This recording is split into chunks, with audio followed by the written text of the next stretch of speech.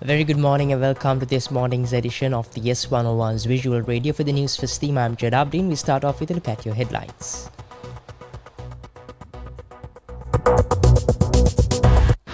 Newsfirst headline. And in headlines, US stresses on preserving free speech in Sri Lanka.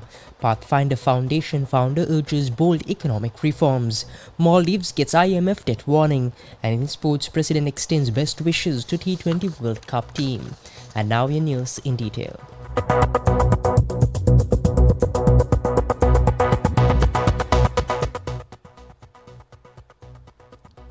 And in local news, the United States Assistant Secretary Bureau of South and Central Asian Affairs Donald Lu called on President Ranil Wickremesinghe at the Presidential Secretariat.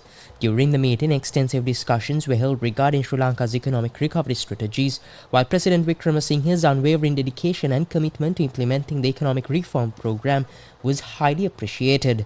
According to US Ambassador Julie Chang, the American delegation underscored continued US support for sustainable democratic and economic reforms, and he emphasized the importance of preserving freedom of speech and addressing reconciliation.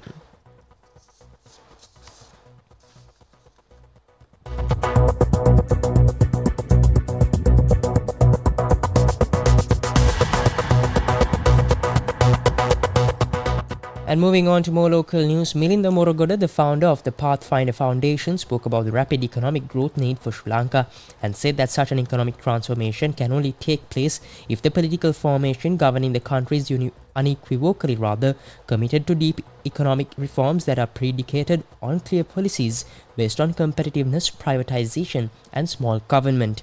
Morogoda noted that the only solution to Sri Lanka's present economic predicament is rapid economic growth, adding that this can only be achieved through an outward-looking export and foreign investment-driven economic strategy, which has driven rapid growth and poverty alleviation in a number of other countries.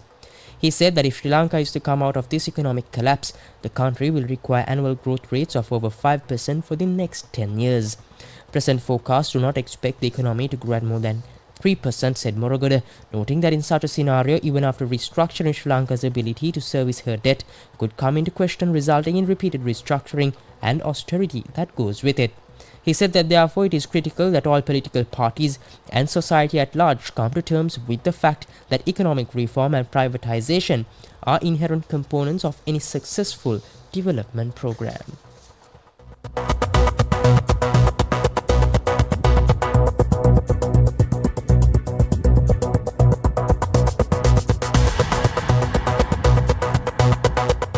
And also in more local news, the Sri Lankan rugby team, winners of the Asian Rugby Championship in the first division held in Sri Lanka, had the honour of meeting President Wickremesinghe at the Presidential Secretariat yesterday.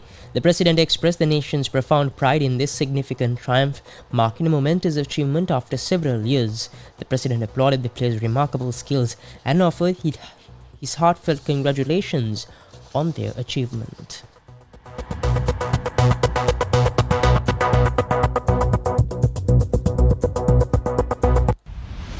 International news. And moving on to international news, the International Monetary Fund warned the Maldives against looming debt distress on Monday as the small but strategically placed luxury tourist destination looks set to borrow more from main creditor China. Since winning office last year, President Mohamed Moizu has reoriented the atoll nation, known for its upmarket beach resorts and celebrity vacationers, away from traditional benefactor India and towards Beijing. Last month, his party won parliamentary elections in a landslide after promising to build thousands of apartments, reclaim more land for urban development, and upgrade airports, all with Chinese funding.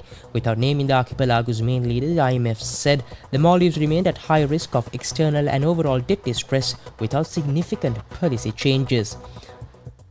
In a statement, the IMF said uncertainty surrounding the outlook is high and risks are titled to the downside, including the delayed fiscal consolidation and weaker growth in key sources markets for tourism. It urged the Maldives to urgently raise revenue, cut spending and reduce external borrowing to avoid a major economic crisis. Up next is your update on sports. Sports news.